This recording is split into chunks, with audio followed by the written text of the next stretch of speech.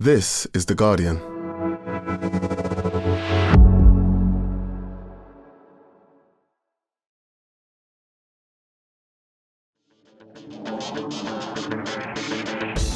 Hello and welcome to the Guardian Football Weekly. Al-Hilal knocked Manchester City out of the Club World Cup. Depending on who you follow, this is either a monumental shift in world football or a knackered team having a bad day in a competition they're not that fussed about, or probably somewhere in between the two. Either way, a quarter-final lineup that isn't dominated by European clubs is a good thing for the global game. Meanwhile, we've got some stick for complaining about that there foreign weather. From the heat of the US to the heat of Switzerland, Suzy Wrack is there and joins us ahead of Euro 2025 and the first known TV footage of Barry Glendenning. All that plus your questions, and that's today's Guardian Football Weekly.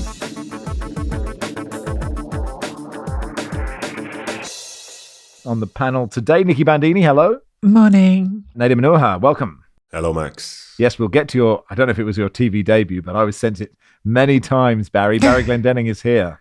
Hello, Max. Let's start with the Club World Cup. California Canary says, what have Man City done? They've justified Emperor Infantino's gladiator contest and put Saudi football on the map. Lord help us. Yes, Al-Hilal defeating Man City 4-3 after extra time.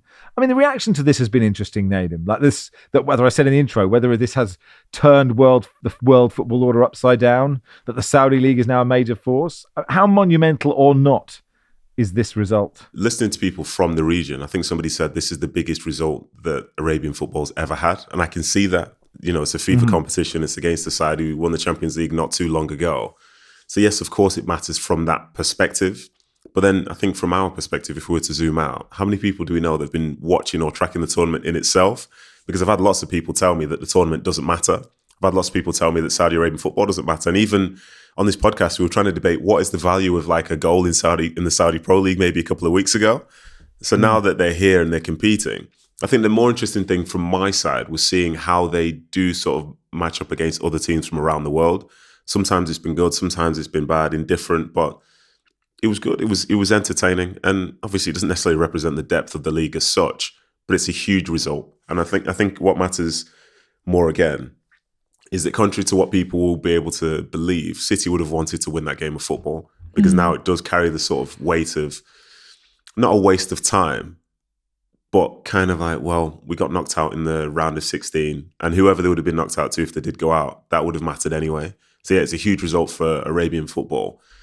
And for City, it's a disappointment. But again, you know, it's great now because I can be the spin doctor and say, yeah, but the positive is they've got 6 weeks until the season starts. That's huge for the Blues. Yeah. Well, that's what I was going to ask, Nedum, was is it good for City in terms of the Premier League and Europe because they're out? Or is it bad because they haven't got what they wanted, i.e. winning it, but they've still had the ball ache of doing quite a lot of it?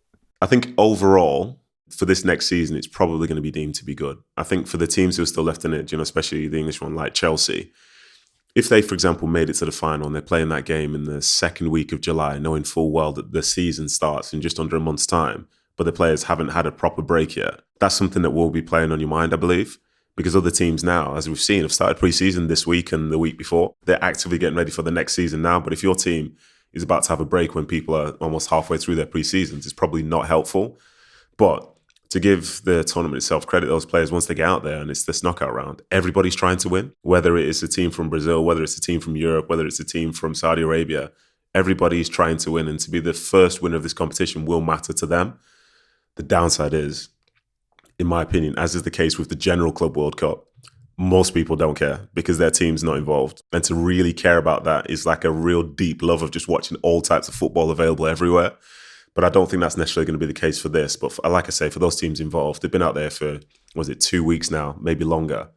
They'll be desperate to win and they know that they're 3 wins away from doing it. First of all, on the winning thing, I believe if I'm right in saying this is the first time Pep Guardiola has ever lost in the Club World Cup, 11 wins with Barcelona, Bayern Munich and Man City, whether you consider those the same competition. And I could see Nedum putting a bit of face to that, which I get. But at the same time... No, I wasn't. It's valid. It's a valid point. It's a good start. That speaks to something, right, doesn't it? Which is like, if you're Pep Guardiola, you like winning. Like all these people, all these players and coaches who are at these clubs are used to winning and like winning and consider that to be enough motivation on its own a lot of the time, right? That's the sort of people who are wired to be playing football and coaching football at this level. So I think that absolutely there's disappointment. And going out for the teams that go out. I think it would be completely false to say that the teams that are the European clubs that aren't still in this competition didn't care. I think they did care. But I also think it's unrealistic to say that end of season fatigue is not part of the picture as well for clubs that have played 60 plus games, where players are knackered, where the heat is really high, and where even though there is always that impulse to win, I don't think still that in terms of the player mindset, and Nedum probably can speak better to this than I can, but I still think it's still too new to say that players are looking at this and going, this matters as much to me as winning the Champions League would, for instance. I would agree with that, to be fair. And I think the fact that it's every 4 years also adds an interesting wrinkle, because in 4 years' time, which will be the teams that will qualify? For some of the players, will they, like if you're in your late 20s now, early 30s, will you still be playing in 4 years' time? So it's almost like that whole aspect, as is the case with the World Cup, it's not really something that happens very often. And to sort of jump on something that you said, Nicky, which this is from experience, because maybe at times I've been guilty of this. Everybody wants to win, but some people, they hate losing. And that hate of losing is the thing that sort of drives them to win all the time. Because say the teams who are up near the top of the leagues around the world and so on, if you notice, they don't really celebrate their wins, but you always see a reaction in their losses. And that's the thing, I believe, because you say for some of us who've been down in the pits of hell in the Premier League and the Championship at times, it's very easy to get used to losing. Whereas for some of these teams, they'll never allow it, because that feeling, once they taste it once, you could always back them to win the next game, because, it's just not going to happen again. It feels unlikely, Barry, that some of the Al-Hilal players will still be playing in the next Club World Cup, given the age of some of the sort of more high-profile players that they have. But they put on a good show in this game. The immediately recognisable names they had in the lineup that I knew anyway were Sergej Milenkovic-Savic, Ruben Neves, Renan Lodi, Kalidou Koulibaly, João Cancelo. So, they're all household names. On another day, City could have been out of sight by half-time. Ruben Diaz, Savino, Ilkay Gundogan, Josko Gvardiol, Bernardo Silva all missed very presentable chances in the first half. Erling Haaland missed one towards the end of normal time. I think it was hooked off the line quite acrobatically by Ali Lijami. It was a good win for Al-Hilal. It was, I suppose, a statement win for them. It's a win Gianni Infantino will be delighted with because they're a Saudi Pro League side. And we're now going to have a Saudi Pro League side or a Brazilian side in the semi-final, which is good for the competition, I suppose. And I think fans of both teams can view it whatever way they want, really, because I've seen some City fans saying, it doesn't matter, it's a post-season friendly or it's a pre-season friendly. There still seems to be some confusion over whether it's this season or last season or just not a season at all, just this thing that's plonked in the middle. So Manchester City fans can say losing doesn't matter, and I suppose in a way it doesn't. And while I agree with Nedum that it's good they're out in that they now have 6 weeks to prepare so that players can have a holiday and a bit of a pre-season, I think it's bad just in terms of their performance, particularly in the second half and in extra time, that a lot of Premier League sides have been looking at that, or maybe they won't have been, I don't know, but they might be ignoring it like loads of other people. They'll have looked at them and gone, whoa, there's a lot of frailties there. The familiar frailties in defence.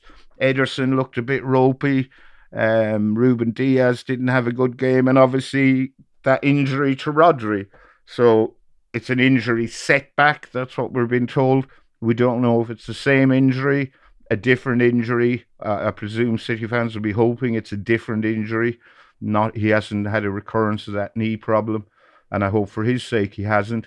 But they look pretty bad in that second half and in extra time. I'll just pick up on what Baz was saying there. I mean, there was this quote from Bernardo Silva after the game, wasn't there, saying most teams that beat us play this way. And I think that was maybe like the most damning line to come out of it from City's point of view is, well, you're saying that there is a way that people are playing against you now and it keeps working and hasn't been figured out, right? I think it's no secret after last season that City have these defensive vulnerabilities.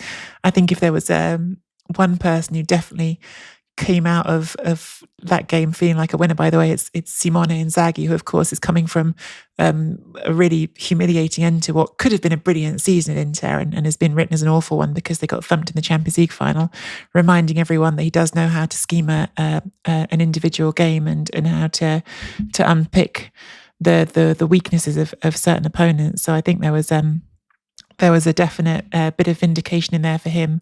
Be interesting to see how his career goes over the next few years, frankly, and whether he comes back from Saudi as still a highly considered asset in European football management or not. But moments like this certainly will mean a lot to him, I'm certain.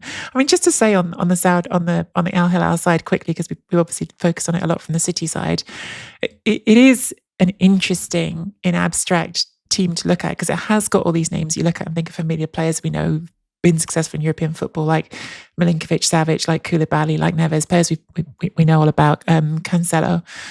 It has also got, I think there were at least 3 Saudi nationals starting in the team, and it also has, I think it was interesting when you look at someone like Marcos Leonardo starting up front, who is very much like one of those categories of players, because we think about the mid-career, late-career players that have gone to Saudi to play. He's someone who'd had a promising time at Benfica, and I think in a previous generation would have been snapped up by one of the big European clubs and would now be playing at one of the big 5 European leagues for a club that was trying to do things in Europe. And so it's definitely a snapshot, I think, this team of this, I suppose, uncertain era of football in the world, and how things have changed. And again, what does that mean in terms of the Club World Cup, in terms of significance, in terms of how this affects perceptions? I don't have the answers to all of that, but I do think this team is quite an interesting grab of that moment in how football's changed. Yeah, and actually, I mean, sort of the ultimate example of that is Ronaldo, I guess. And Johnny Liu wrote quite an interesting piece about his new contract, which is worth £488,000 a day, which is reasonable if you can get it. And in just sort of saying, look, in an age when power itself is being reimagined along the lines of social media clout, when the attention economy and the actual economy are rapidly converging into one and the same thing, the fact that Ronaldo is the most followed person on Instagram, the 3rd most followed on X behind Elon Musk and Barack Obama, matters in a way. Ronaldo's fame renders him a kind of one-man city state, an influencer first and an athlete second. His goals and assists entirely tangential to the eyeballs he can garner in the process. I mean, it is that. It's so fascinating to watch this thing be a thing, right? And some of these football teams have great heritage and great history, and then suddenly there's money sort of plonked into it in a. It feels artificial, Nedum. I guess, lots of people have thrown money in before. I don't know if there's even a question there. It's just an interesting thing to observe. How would you compare that to, say, Inter Miami and MLS with Lionel Messi? Would you consider it to be the same, similar, or completely different? That's a good question. I mean, I suppose because it's funded by the state, I think it is different. I think that is the difference, isn't it? Yeah, but the funding still remains the same, doesn't it? That's the interesting piece for me, because as well, we talk about Ronaldo and his influence and all that stuff. Like, as I go to football with my kids and so on and walk around, the 2 shirts. There's a yellow Al Nassr one and there's a pink Inter Miami one. At no point has a name on the back of those shirts said any other player apart from Ronaldo or Messi. So it feels like it's the same sort of thing, but across 2 different places. And we can have the bigger talk about the geopolitics of stuff in the Middle East and so on. But then, I don't know, some of these conversations are a million miles away about what's going on in America right now, in my opinion. No, of course, but the US government don't own Inter Miami, is what I'm saying, is where which is probably a good thing, to be honest. Yes, I agree. Yeah. I know what you're what you're saying. And in some ways it's like completely valid.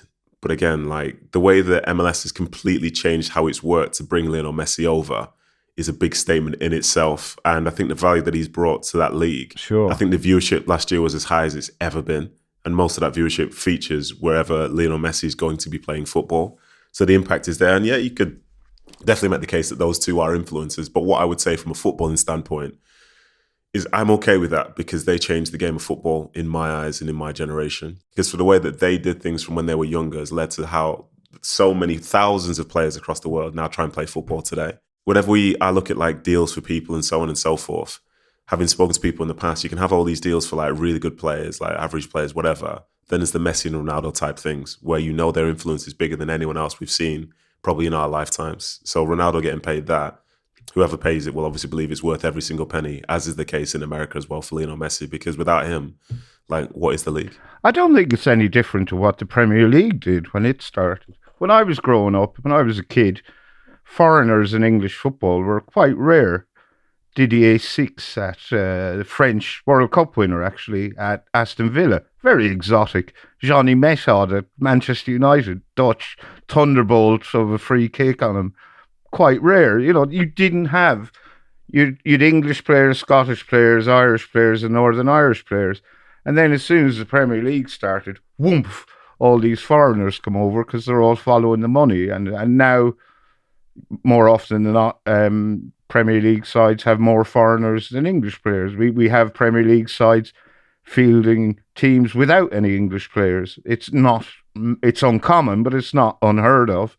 So I don't see much of a difference. And I get, you know, we tut disapprovingly that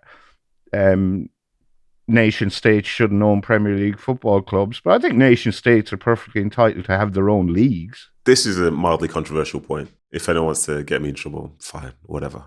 So the Premier League itself is obviously this huge entity, and some of the football that gets played is great and how it's perceived to be one of the best leagues in the world, if not the best league in the world.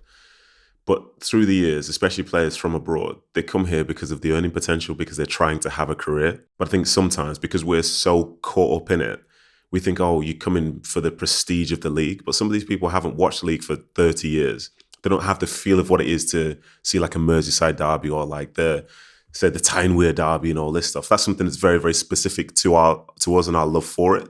And so when some people come over, like, say a few years ago when, say like Koulibaly or someone else was leaving to go to Saudi Arabia, or say, for example, I always find this with, say, people from South America, like it's almost like we expect them to fall in love with the Premier League.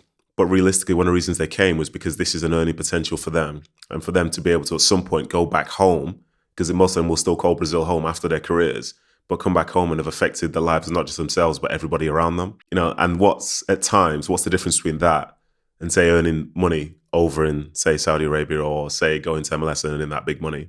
It's like a tough thing to accept, but at the end of the day, it's a profession. And for lots of those people, the profession will lead them to a place where they can make the biggest sort of financial change to affect their lives. So, say, if you could earn £100,000 a week at Bournemouth, someone might think, oh, you signed for Bournemouth because they play in the Premier League. But maybe it's because it's an opportunity to earn as much money as they potentially can doing the job that they love. And maybe they will fall in love with Bournemouth itself. But if the Premier League's, say, salaries were maybe half the size, and the Premier League from a paying perspective was lower down relatively in terms of the big five leagues, you got to ask yourself, would all these players still be here? And would they have been here for the last 20 years? Oh, of course. You say of course, but I don't think many people think about it from that standpoint, because they point and say, oh, that league bad, no. this league good, because this league has history. You know what I mean? And it's a bit more to it than that. Could I just, briefly apologise to Wales, who I left out of my list of countries. Sorry, Barry Horn. Sorry, Big Nev. Yeah, the only thing I would say is, you know, of course, every country should have a league. You know, I'm not sitting here saying there shouldn't be football. And every country should be, everybody should be able to play. Like, everybody should be able to play. It's just whether, you know, the Premier League was owned by the government, that would feel weird, or owned by the king, I guess, would be a bit odd, wouldn't it? Anyway, Al-Hilal will play Fluminense in the quarterfinals. They knocked out Inter, who were already, we talked about fatigue, absolutely knackered from the Champions League final. They've obviously lost their manager, haven't they? You know, Thiago Silva starting in the Fluminense side, making Acerbi look like a youngster. But what did you make of that defeat for Inter and that win for Fluminense? Yeah, it was a bit of a not inspiring game of football to watch. I mean, I think I'm speaking to that very much from the Inter point of view. I'm certain from the Fluminense point of view, it probably felt more enjoyable. I think it's probably there's a fatigue on Inter and how they're playing. There's a fatigue for me of watching this Inter team look more and more tired week by week. So every time you watch them, you think, okay, this team, you can see it's out of steam, and it's not. It just felt like watching, as it has through the last part of the season, as it has through this tournament, because they weren't impressive at any point in this tournament. I think they needed a injury time goal against Uruguay in the first round. They only won their last game against River Plate of the group stage when River were down to 9 men as well. So I think the first game came when they were in 10 men, but still, they haven't been great in this tournament, and they weren't great against Fluminense, and they might look at it and say, oh, we hit the woodwork a couple of times. Yeah, you hit the woodwork a couple of times when it was late in the second half and you hadn't played very well for most of the game. So I think it was definitely fully deserved from the Fluminense point of view. Was quite something to see a 44-year-old goalkeeper, as you just mentioned, Fabio in goal, pulling off a few saves. But when you end the main season, I suppose, with a result as absolutely emphatic and what felt era-ending as that 5-0 defeat to PSG in the final, you really kind of need that moment to take a step back and go, okay, well, where do we go from here? And Inter haven't had that moment. They've had Kivu come in, they've gone straight into this tournament, they've just had to keep going. And it feels like at the end of it, you've really seen the underlying tensions come out, because you've got Lautaro Martinez at the end of the game basically saying, we need to work out who wants to be here and who doesn't want to be here, because if you don't want to be here, get out of here, because we've got a project here and we're trying to do something. That's been widely interpreted as a go at Hakan Çalhanoğlu, who's missed this with injury. He has responded with this huge long Instagram post, which now Marcus Thuram has liked, and so there's all this internal politics being drawn out in the press about, oh, is this a go at this person? Is this who's on whose side? So the whole thing feels, I don't know. I don't know if toxic is the right word, but it's the word I have in my head right now. It feels like the whole atmosphere is a bit poisoned by the way the Champions League campaign ended. Probably everyone needs to go and have a lie down for a week and stop and reflect. But the new manager does now need to work out which way he wants to take this and which players are part of the project and which aren't. So I do think, obviously, they'd prefer to just all come together and have an amazing, beautiful moment and win the whole competition. But that never looked at all likely from the way they played. So probably there's a bit of relief for some people just to be like, okay, now we can finally stop and look at the current mess and work out what needs fixing. They'll all get the flu, won't they? They'll all get the flu when you've worked so hard and finally get a break, and they'll all get the flu. Elsewhere, Real Madrid beat Juventus, an assist for Trent Alexander-Arnold. First appearance for Mbappe. Came on in the second half. The crowd very excited whenever he got the ball. They'll play Dortmund, 2 goals for Guirassy, both set up by Adeyemi, which means Sergio Ramos' Club World Cup is over, Barry, just for your records. Joe Bellingham got a yellow card. Sergio had a chance to equalise for Monterrey towards the end of that game and put the ball wide. In a header, you'd expect him to score. Really? Okay. Oh, well. Joe Bellingham got booked, so he is suspended for the quarterfinal against Real Madrid, unless, I'm sure Gianni can find a way of the Bellinghams playing against each other. We did get yelled at for our discussions of the Chelsea delay and the weather. Peter in Dallas said, what you're observing regarding delays is a matter of how Lightning is managed. Since the 94 World Cup, the US has become extremely diligent in handling lightning as a cause of death. They've taken measures to mitigate insurance and legal risks. These measures apply to both professional and amateur sports, from golf to the NFL to youth soccer. The general rule that a game is stopped for 30 minutes if a lightning strike occurs within 10 miles. Even if just one more lightning strike happens in that zone, the clock is restarted to 30 minutes. It is not as if the US is plagued by Frankenstein's castle-style lightning storms. While we do experience our fair share of those more often than not, like the recent Chelsea-Benfica delay, it's just a minor thunderstorm or two with minimal lightning. While Doug says, I'm disappointed that Max, now living across the globe, cannot see how narrow the perception of, quote, acceptable weather is in Britain. In my experience, Brits seem to feel that any weather outside the incredibly tiny range that is normal in their home islands is outrageous and possibly immoral. People from the UK just cannot seem to grasp that theirs is a very rare weather situation. Temperatures vary by a few degrees from winter to summer. I'd say bit more than a few, but I take the point. This is not the norm around the planet. The Club World Cup game certainly could kick off later in the day for cooler temperatures, but 8 p.m. in LA puts the TV in London at 4 a.m. I'm willing to do 4:45 for those lunchtime games for Fulham, but I imagine that would garner even more complaints from the Football Weekly crew than having to watch overheated players. If the only acceptable temperatures are the ones you're used to, is a World Cup in a different season okay? That wasn't popular in 2022. It almost sounds like all international tournaments must be in your backyard or you're grumpy about it. Perhaps this is what football coming homes really means. Ooh, I'm sorry, Doug. Does spicy. anybody want to spring to my defence? I mean, none of you were here on Monday, so it's all my fault. Yeah, yeah, it is all your fault. I can jump in a little bit just because I think there's a couple of sides to this. I think the point that was made about the lightning strikes and the 30 minutes and all that stuff, like I've played in America where that's been a thing. I understand that. I think FIFA and Infantino seemed a bit surprised by that when the tournament started, which is a bit weird. Playing in MLS, you very rarely play during the day. Especially in the summertime, you very, very rarely play during the day. You will play in the evenings because in the summer, sometimes it's just too hot. Get yourself over to Texas, get yourself over to Florida in the summer and try and play football. And anything other than the evenings, I wish you well. You know, we're talking end of days type stuff. So the domestic leagues know how to do it. But then, but we need the European audience. We need that. So let's just do it during the day. But then there's a greater likelihood of things like this happening. And that's the bit that's disappointing for me because I get everything about this. Obviously, for the way football goes, it's fine. Everything about this just feels like a money grab. You know what I mean? It's money and it's attention. But in reality, it's not the best way to deliver the product itself. Because if you want to deliver a better product, you would do it when it's cooler during the day or at nighttime, rather. That's the whole point. You would sort of maybe put it in places where, for example, again, this is me. Maybe I'm being toxic. I don't know. But I thought MLS had probably 30 plus teams with dedicated football stadia, of which most of the pitches have normal grass. But instead, we're playing in some of these bigger stadiums, which are designed for NFL teams and have had grass laid over the top of it. And sometimes you watch, the ball doesn't even really bounce. That's pretty weird. Yeah. You know, I'll be honest, that's pretty weird. And the average attendance only been... Don't let it bounce. They found the cure to don't let it bounce. No, let it bounce. It's just going to drop from the sky and just roll, of course. Sorry, I'm sort of rambling a bit here, but my issue is that they found a way to functionally make football work in the USA outside of these tournaments. But now the tournament's here, they're trying to do it a different way. And as a consequence, we get to see some of the flaws which they've sort of pushed to the side by having their own dedicated league. And I think that kind of sums it up because I think sometimes when we have a conversation about can we grow football not in North America, let's say in the USA, they say, yeah, we can do it. But there's so many different sides to it and so many different ways that it's done.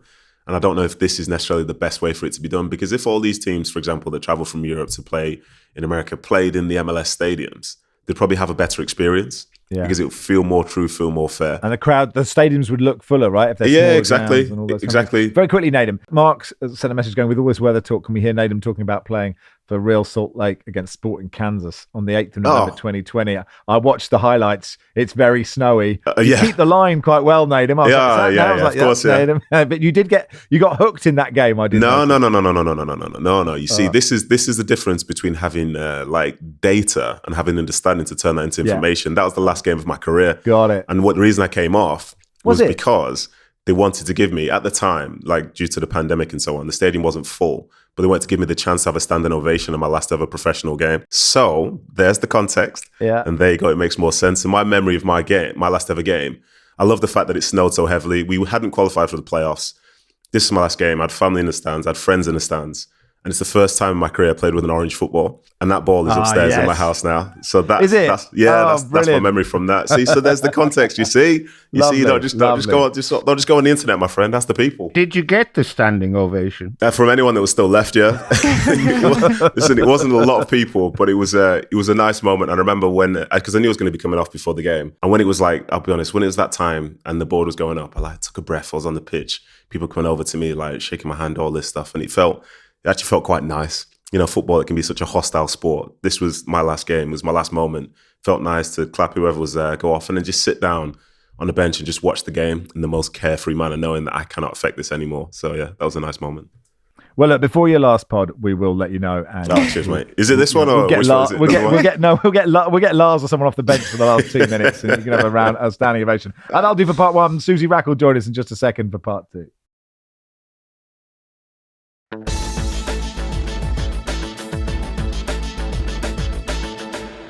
Welcome to part two of the Guardian Football Weekly. In the break, Barry has called for mandatory water breaks because of the heat in London at the moment, and announced that he went to M&S in Brixton just to stand in it for 20 minutes yesterday. Are you hydrated enough to continue, Barry? I am. I've got my pint of water. I've got some sort of protein drink out of the fridge and a coffee, so I'm okay. Okay, good stuff. Let's bring in Suzy Wrack, who's out in Switzerland for the Euros. Hey, Suzy. Hey. How are you doing? Yeah, good. Concerns about the heat there as well. There were amber weather warnings in Switzerland that could hit 35 degrees apparently later. Yeah, it's horrific. And air conditioning isn't really a thing here either. So this really, really ineffective fan has become my new best friend and is just following me around this tiny studio apartment wherever I move, basically. Right. I was interested in reading about football in Switzerland, women's football in Switzerland. Johnny Lou wrote a piece saying that women were not allowed to play organised football, 11-a-side football, until the late 60s. Women's leagues not integrated into the Swiss FA until 93, which was 3 years after the northeastern canton of Appenzell-Innerrhoden became the last Swiss province to give women the vote. Wow, it's 93. Well, wasn't it similar in England? It was not 1970 that the ban on women's football was lifted, 50-year ban. And I think women could vote earlier than the 90s. I think, Barry, I'm not sure. But you know, the point he makes, Johnny, in this piece is that before a ball's been kicked, ticket sales will surpass that of Euro 2022 in Switzerland, which is great. Yeah, it's brilliant. I think they're past 600,000 for the tournament so far, which when a lot of people were quite critical of it being hosted in Switzerland because of the smaller stadium sizes and stuff is impressive. That said, it sort of shows how much further they could have potentially gone if they'd gone for, you know, a country like Germany or something with much bigger, higher profile stadiums. Yeah, it is impressive and it shows how rapid the rise is, I guess. And what's also very impressive is that I think English fans outside of Swiss and German fans are the biggest travelling contingent out as well. So it shows as a reflection of the success of the game and of the WSL, the obviously 2022 win, and how much that sort of brought people on the journey. Taking over town squares, throwing plastic chairs around. That's what we want to see. Flares up the arse. Yes, that's what we want. Although, you know, I'd wait till it's not 35 degrees.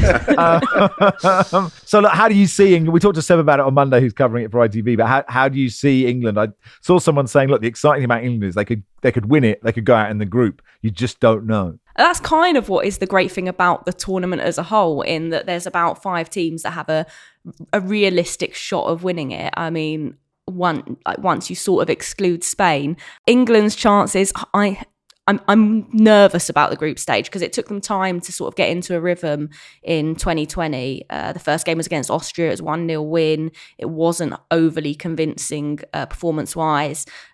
At the World Cup, they played Haiti first game, so, you know, a much easier job for them. They start straight off with France, then they've got the Netherlands, then they've got Wales. Like it's a much tougher start. They've got to be on it from the beginning, and I'm like a little bit wary of that situation. Then also Tom was pointing out the other day that no team from that hasn't been from Group A or B has won the tournament, which is a slightly ridiculous fact. But there is a point there in that if you're in Group D, you've got shorter breaks between all the rounds, so there's less recovery time and stuff. And obviously England were in Group A as the host last time round, so they had a bit more time to breathe around fixtures. So I am a little bit worried about, even if they get through the group stage, then them going into the quarters and the semis on a fairly short turnaround, having played 3 very exhausting games in ridiculous heat. Yeah, I mean, that was an extraordinary stat from our colleague Tom Gary, saying in the last 15 major tournaments, I think, men's and women's,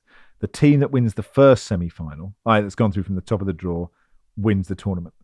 Like, so sort of, because they have a day more time just to put their feet up. It's a mad stat. Barry, you had your hand up. I'm polite. Yeah, I wanted to ask Suzy, who knows more about the England camp than I do. Is it a harmonious camp? Because there seem to be mutterings that all is not well there, and there's a bit, in turn, they're gone a bit Dutch. There's lots of infighting, and I have no idea, but that's the vibe I'm getting, that it might not be the most harmonious camp of all time. I don't think it's as harmonious as 2022, when literally everyone was singing from the same hymn sheet: players, agents, staff, FA, fans, the media. Like, I don't think anything would be able to compare to that. In a way, it is a pretty harmonious camp because the people who don't want to be there aren't there. So in a sense, if you've made it into the squad, you're happy you're there, and there's a level of harmony in that.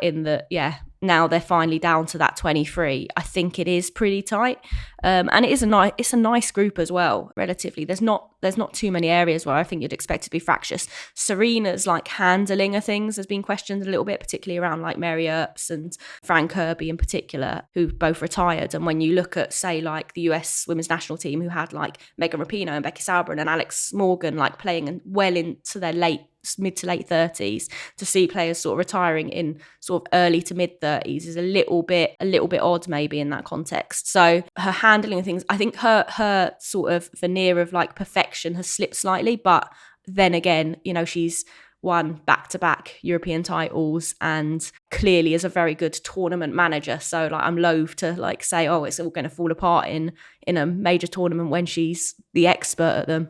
So you're saying there's a chance? Of course. Nedum, you're covering this as well. How do you seeing those chances? To be honest, I was going to ask Suzy about this, but I feel like a lot is pinned on this game against France to start with, because I think if they do start with a win, then with all due respect to the Welsh, and I apologise to Ellis and so on, like I'd fancy England to be able to win that last group game, and 6 points is realistically going to be able to see you through. So yeah, that whole thing about how can they start quicker is a different sort of test. And looking back at the last Euros, like there've been so many documentaries looking back at it, and it's a lot of fun, to be honest. I quite enjoy that. It gives me a little goosebumps and so on. But this is different now because it's not on home soil anymore. You know, that advantage that they had is very easy to forget about sometimes.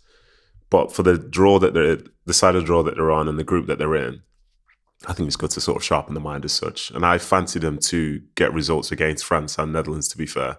And then when it comes down to the knockouts, I guess you got to see how the other groups are going to fall, because it's not necessarily, I don't think it will necessarily be as straightforward as, say, some people believe in terms of who's going to finish top and second in some of the other groups. So then your path then, you know, because we're hearing people, I don't know if you've probably seen this season where people say, oh, maybe if England finish second in their group, then they'll avoid Spain before this, that and the other. And I don't know, man. Finishing second in a group doesn't give me good vibes there, I'll be honest. And Suzy as well, you said the 5 teams that could win it. Which 5 do you think that is? It's good questions. I think England, Spain, France, the Netherlands. You think Netherlands? That's a big call. Yeah, and Germany. I think they've all got a shout. Maybe the Netherlands and Sweden are like the ones who are battling out in my mind for the 5th of the big 5 that could win it. And then in terms of like where they finish in the group, I'm totally with you in that like you go to win that group, because if you come out of that group, I mean, you'll be exhausted and the turnaround is then short to the quarters. But at the same time, if you've come out of a group on top again with France and the Netherlands in your group, and then rivals Wales, who, yes, they're not a big challenge, but they will be up for that game big time.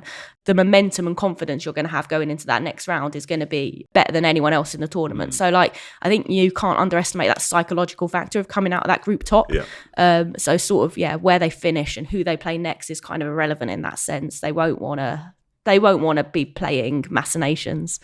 Do we think this is like, because you've named 5, which already is quite a big group really when we're talking about possible tournament winners, but like, do we think this is the tournament where we could see like a proper, like genuine dark horse winner? Like I feel like maybe I'm getting a bit too caught up in I don't think Turkey are in it, Nicky, are they? Turkey aren't in it, are they? Definitely not. Just saying this because I've seen even some of the Guardian predictors putting Italy among their dark horses this time around. To win the whole thing? But no, I don't think they can win the whole thing, honestly. I think Emma Hayes tipped Italy. Didn't she? She knows her onion. Yeah. Bow to Emma Hayes' knowledge. It's funny because Baz raised it about like the atmosphere in the England squad before, and I do think with Italy the big thing is just the vibe feels so much better than it did the last couple of tournaments they've gone into. Like I do think with Sonjin in charge, the whole atmosphere is different. Stupid stuff, like really stupid stuff, like after he beat Denmark earlier this year and him saying, oh, well, because we won that game, I have to deliver on this promise to get like a new speaker for the dressing room so everyone can have their music.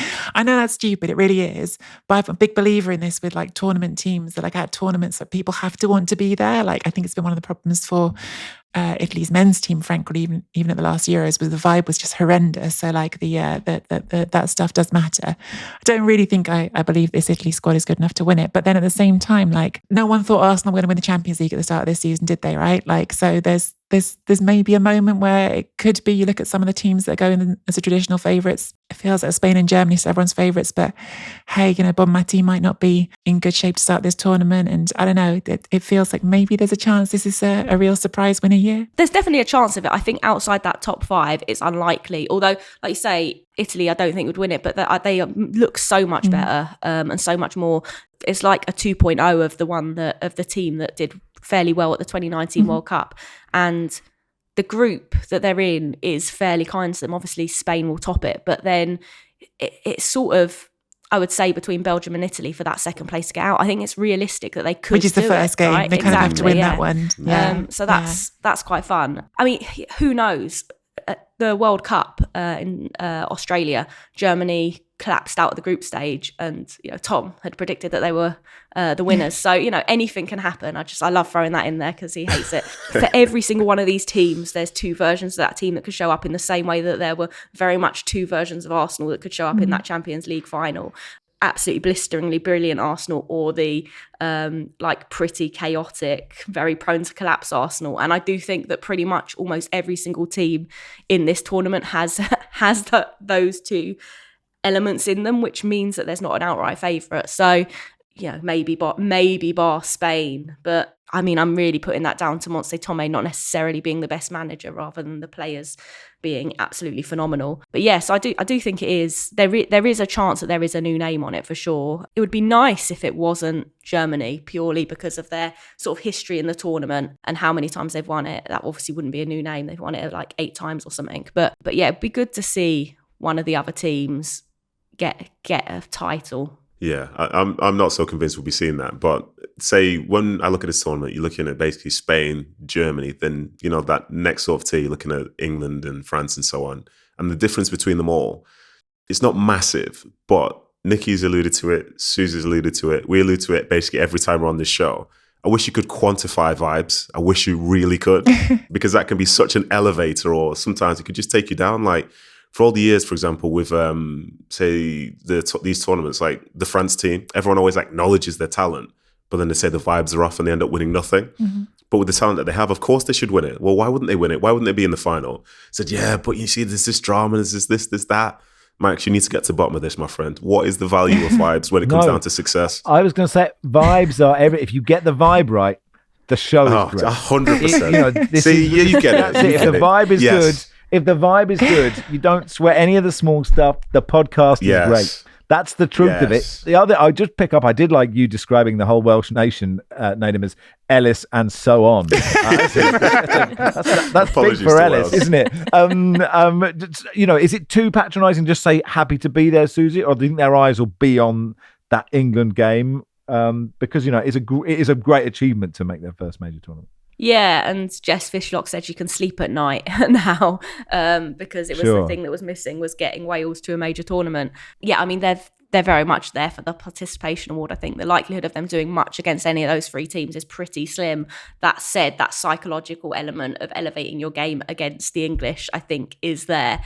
That said, the gap is just so huge. I mean, like, the gap in international football in the women's game is massive. Like, you just don't get the scale of the gap that you do in the men's game to the same extent. Like the game against Jamaica the other day, there were 4 players who are university players in that Jamaica side, including the goalkeeper who's 20 and plays for a university team. Like, that's the goal. Finish an essay at half time. That is a killer, isn't it? And there's only 35 places between them in the FIFA rankings, so it's not like they're at the very bottom and England are at the very top. Like it's only once you get into that sort of like top 20 that you actually get sort of professional competitive level like players. So yeah, Wales have a task to take anything from it. But with Jess Fishlock, I would never rule anything out because she's just a magician. So Women's Football Weekly is going to be out 3 times a week. We're going to put some of your episodes on our feed. We'll obviously get you and everyone else on this pod as well. But for listeners that just don't follow the women's game week in, week out, but will come in for this tournament, are there players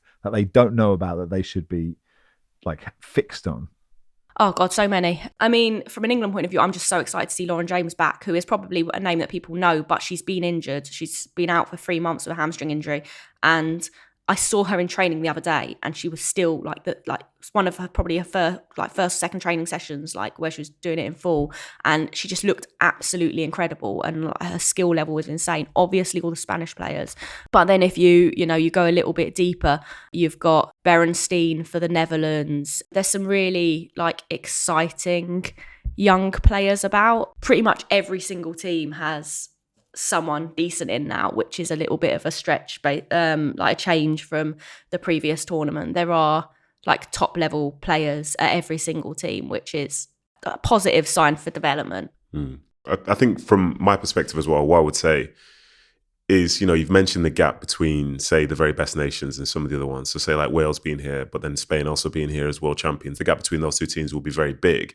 And say Wales, for example, could have a Jess Fishlock who could play for a higher ranked nation as such, But if you want to get a feel for like who's going to be in and around the knockouts, like get a chance, have a look at those teams which you mentioned before, the Spains, the Germanys, the Englands, and so on, and you'll see the quality that's there. Because, for example, it's really obvious to mention Spain, but like in Aitana Bonmati, like that's a 2-time Ballon d'Or winner, playing alongside Alexis Putellas, who's also a 2-time Ballon d'Or winner, around players who are all capable of like being Ballon d'Or winners. So you'll see the way that they play and gain an appreciation for how good they are and why they are where they are in the FIFA rankings and why they are currently world champions. And then, as I say, well, who's going to beat them? Well, go and watch Germany. If you obviously want to watch England from that standpoint, get a chance to watch France. And yes, not every team is going to be as good as that. But if you want to see the pinnacle of like European football and to a certain extent world football, as we've seen with Spain, really watch it and see the quality that's there, because it's not, even for as good as those names are, look at the way that Spain play as a collective. For England, in my opinion, like they play really well as a collective, but you get the feelings that like if Lauren James plays well, they'll probably get into later rounds. For Spain, it could be anybody. And that's the real quality and depth that they have, especially with people, for example, Claudia Pina, for example. 1 minute you've got Parajuelo starting, Barcelona striker. Well, she's coming off. Well, here comes Claudia Pina, who scored 2 goals against England just a couple of months ago. So the quality is there, the depth is there. You watch it and watch it from a footballing standpoint. You know exactly why some of these are at the absolute pinnacle of world football, because they are class. I'm actually really excited to see some of the, if anything, more excited to see some of the more senior players who this is sort of their last hurrah, quite probably. Definitely in the Euros, probably World Cup as well. Jess Fishlock being one, but also like Christiana Girelli, Viv Miedema, Mariona Caldente. Probably not her last, but she's in a race for the Ballon d'Or, probably, with Bonmati and Alexia. Pernilla Harder, Ada Hegerberg, like some of these players who haven't tasted major success at European or global level with their national teams, but have like scooped it up across the board domestically, and seeing how they cope, because a lot of them have got fairly favourable groups and draws and slightly stronger squads around them, to see whether any of them are able to do anything particularly special, I think is going to be really exciting. Cool. Suzy, thanks for coming on. Chat soon.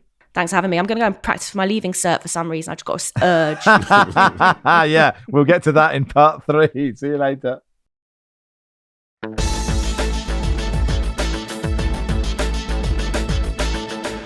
Welcome to part 3 of the Guardian Football Weekly.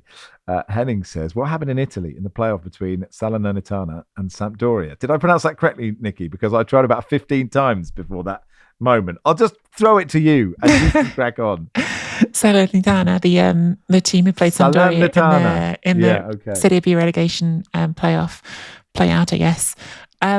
What happened? Oh my goodness, Max. So much happened. So Sampdoria initially had been relegated based on the league standing. Then Brescia were handed an 8-point deduction for financial irregularities. So they got relegated, and Sampdoria were bumped up into the relegation playoff against Salernitana. This caused, already before any ball had been kicked, a certain amount of disagreement about the approach taken. I think there were plenty of people, certainly fans of Salernitana, who felt that they should have just been allowed to stay up at that point, and Sampdoria, who'd been relegated on the pitch, should have gone down and they shouldn't have been a playoff. But the way they did it, they applied the 8-point penalty, which meant Sampdoria got bumped into the relegation playoff. The way that relegation playoff works is it's 2 legs. If it finishes in a draw, then Salernitana stay up because they finished higher in the league. The first leg was played in Genova, home of Sampdoria. They won that leg 2-0. On the way back from that leg, 21 members of Salernitana's travelling party were reported to have come down with some form of food poisoning on the way back from that leg, which meant that the second leg, which would have been scheduled, I think it was for the Friday, was pushed back 2 days because there were so many people sick. When the second leg finally was played, Sampdoria were winning that game. I think it was 1-0 when it first stopped, but 2-0 by the time it was eventually called off. The game was stopped 3 times due to disturbances from the crowd. The Salernitana fans, a group of them, were very upset and were throwing things on the pitch and fireworks and all sorts. And so eventually the game got stopped and has been awarded as a win to Sampdoria. So Sampdoria stay up, but my goodness, there was a lot of drama on the way to getting there. Keith says, going to be an ordeal, thanks to Joachim, who alerted me to this. A tweet from Keith. Going to be an ordeal where someone says morning Steve at Blackpool this season. Head coach, Steve Bruce. Assistant head coach, Steve Agnew. First team coaches, Stephen Clements, Stephen Dobby. Goalkeeping coach, Steve Banks. It's absolutely perfect to have your entire coaching staff all be called Steve. Finally, Barry, a lot of people have been in touch about a video that surfaced on the internet from a very young Barry Glendenning complaining about, as Suzy alluded to at the end of part 2, the leaving cert, which is what? A-levels in Irish terms, back in the late 90s.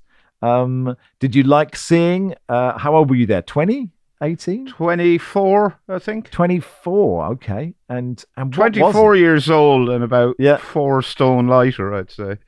Yeah. So just to be clear, Max, this part of the show, which you have clearly been looking forward to immensely, is you making fun of someone else or belittling someone else's attempts to be funny on television. Think about that for a second. Do you know what? I wanted it to be much shitter than it was. I must admit. You know. Well, the context is it was kind of this youth equivalent of the One Show. Okay. Called At Last TV. And I was just asked to do a segment on it called J'accuse.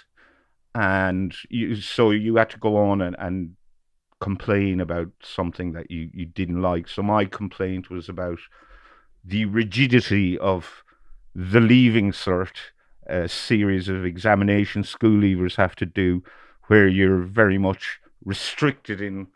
My problem, I did a very mediocre Leaving Cert, mainly because I was forced to study a selection of subjects I had little or no interest in.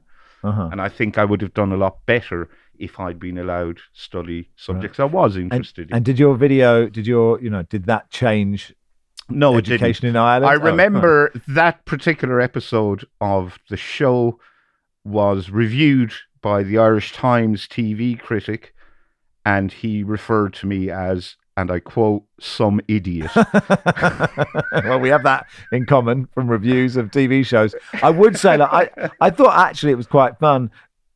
I think if you run like a pigeon is the only other observation I had. Okay, right. That's fine. Well, I don't run anymore. Oh, I don't. Do you not? We've got a half marathon to do, Mary. Yes, that's true. But that's I wouldn't say I'm like a pigeon, more like a fat old man. Well, I'll do it. I run like a fat old man because that's what I am. When I was 24, I was a pigeon. Right, I see. Well, you can always get back to being a pigeon. And maybe you will. That's the goal. Yeah, exactly, for the half marathon. I'll run it with you if we're in the same country. Anyway, that'll do for today. Thanks, everybody. Thank you, Nedum. Thank you very much. Thanks, Nicky. Thanks, Max. Cheers, Baz. Thank you. Football Weekly is produced by Joel Grove. Our executive producer is Phil Maynard. We'll be back tomorrow.